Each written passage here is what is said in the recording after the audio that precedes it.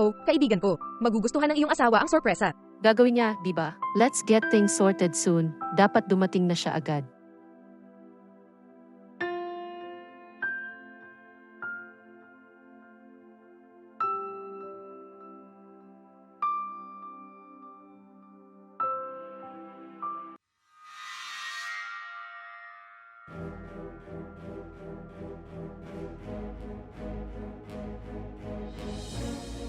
Mukhang naalala ng asawa ko ang birthday ko.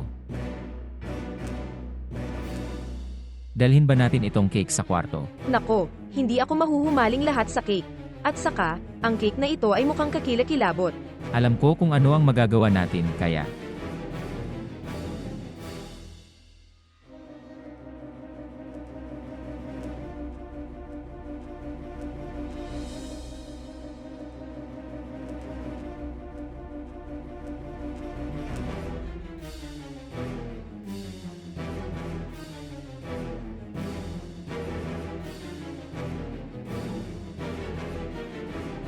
Kaibigan, okay ka lang ba? Hindi ako makapaniwala na niloloko ako ni Ander. Makatarungan kay Rebecca. Akala namin kaibigan namin siya. May regalo na ako sa kanya. Kasama mo naman ako, di ba? Malinaw. Ipasok ko lang ang kutsilyo dito. Tara na nga. Oh, sanggol. Ay naku. First time na nangyari sa akin ito, ngayon lang nangyari.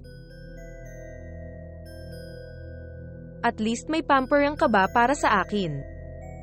So, ito ay, hindi kita mabibigyan ng pera ngayon. At kailan mo naman iiwan ang asawa mo? Ouch. Hindi ko siya kayang bitawan ngayon. Nag-iipon ako ng pera. At ayos na siya ngayon. E malaki ba ang makukuha mo dito? Gagawin ko. Pag-endorso. May kakainin ba tayo kung gayon? Well, at least may pagkain dito sa bahay. Mayroon lamang itong nakakatakot na cake na makakain. Oh, ang ganda ng mukha mo. Chocolate ito, paborito ko pa rin. Okay, maghuhugas na ako ng kamay. Pag-endorso.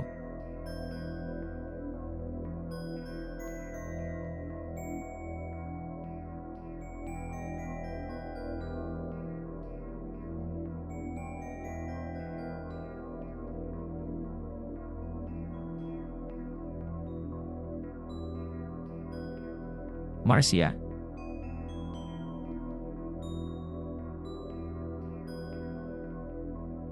Ha? Ha?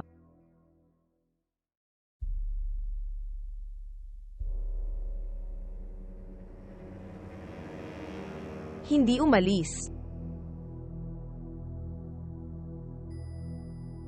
Ano? Ano po ba yon? Pag-ibig, halika dito. Diyos ko, anong ginagawa mo dito? Dumating. Marcia, kaya kong ipaliwanag. Ayokong makarinig ng kahit ano mula sa iyo. Emma love, hindi yan ang iniisip mo sa lahat. Naku, wala naman sa isip ko, Ander. Oh, please, di ba? Kaibigan, makinig ka sa akin. Huwag mo akong tawaging kaibigan. Slut, tama na. Paano ka makakatira sa asawa mo? Ng kaibigan natin. At ikaw, Andrew, ay nagtaksil sa akin sa aking sariling tahanan. Kasama ang kaibigan ko. Just to remind you that this house is mine alone, okay? Baby, hindi yan ang iniisip mo. Gumagawa lang kami ng sorpresa. Isang sorpresa. Oo naman, may surprise din ako sa'yo.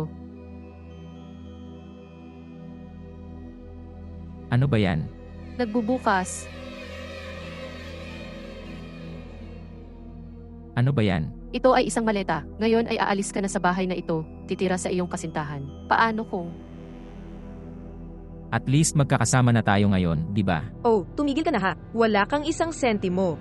Ang pagiging walang pera ay walang silbi para sa akin. Tingnan mo. Iwasan mo ako. At anong ginagawa mo nakatayo dyan? Makakalakad ka na palayo. Ayaw ko na kayo dito sa bahay ko. Pag-ibig. Ayaw ko na sa'yo dito. Hindi mo ba narinig?